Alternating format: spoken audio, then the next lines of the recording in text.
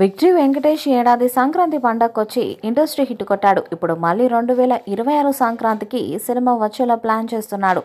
వెంకటేష్ కొత్త చిత్రానికి దసరా బుల్లోడు అనే టైటిల్ పెడతారని సమాచారం. ప్రస్తుతం వెంకటేష్ వరుస కథలు వినడంలో బిజీగా ఉన్నాడని సమాచారం. ఈ సందర్భంలోనే ప్రముఖ దర్శకుడు హరిశంకర్ కూడా ఓ కథను వెంకటేష్కు వినిపించినట్టు తెలుస్తుంది. ఈ కథ వెంకీకి నచ్చడమే కాకుండా నిర్మాత సురేష్ బాబును సైతం ఎంతగానో మెప్పించినట్లు న్యూస్ ఒకటి వైరల్ అవుతుంది. హరీష్ శంకర్ వెంకటేష్ మూవీ దాదాపు ఖరారైనట్టు సినీ వర్గాల్లో చర్చలు జరుగుతున్నాయి. ఈ చిత్రం వెంకటేష్ కెరీర్లో 77వ సినిమాగా రానున్నట్లు సమాచారం. త్వరలోనే ఈ సినిమాను అధికారికంగా ప్రకటించే అవకాశం ఉందని తెలుస్తుంది. హరీష్ శంకర్ కెరీర్లో గబ్బర్ సింగ్ లాంటి భారీ హిట్ పడి చాలా కాలమైంది.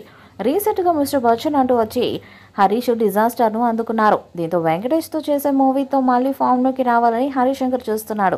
అలాగే హరీష్ శంకర్ వెంకీ మామతో పాటు బాలయ్యతో కూడా ఒక భారీ సినిమా చేయనున్నట్టు తెలుస్తుంది. త్వరలోనే దీనికి సంబంధించి అఫీషియల్ ఇన్ఫర్మేషన్ త్వరలోనే రానుంది. అసలు హిట్ లేదన్న విషయం తెలిసిందే. దువ్వాడ జగన్నాథం సినిమా కలెక్షన్స్ సాధించినా కూడా ఫ్లాప్గా నిలిచింది. ఇక రీసెంట్గా మిస్టర్ బచ్చన్ అంటూ వచ్చే డిజాస్టర్ను అందుకున్నాడు. దీంతో ఎలాగైనా హిట్ కొట్టాలనే కసి మీదున్న హరీష్ శంకర్ ప్రస్తుతం వెంకీ మామ కోసం సాలిడ్ కథను రెడీ చేసినట్టు తెలుస్తుంది.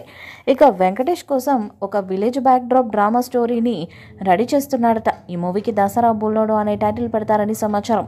ఇక ఈ మూవీని వచ్చేడాది సంక్రాంతికి విడుదల చేయాలని ప్లాన్ చేస్తున్నారు.